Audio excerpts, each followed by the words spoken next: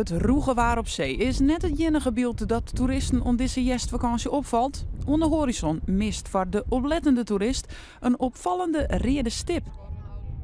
We waren al een keertje naar Vlieland geweest. En toen zag de vuurtoren er veel mooier uit dan nu. Je vindt het niet zo mooi? Nee. Net mooi, maar wel noodzakelijk. Rijkswaterstaat liet de vuurtoer opknappen omdat de verve oud is.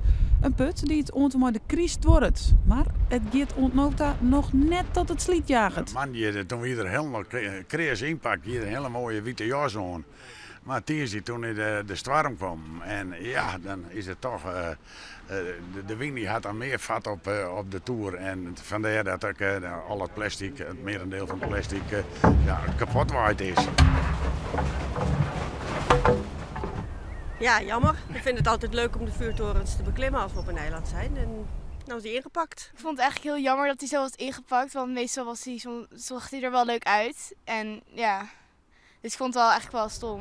De vuurtoer wordt inpakt vanwege de veiligheid. En vanwege strenge milieueisken wordt een orenwijze tappast om de verve te verwijderen. Dus de bedoeling nou is dat er stoom voor moet.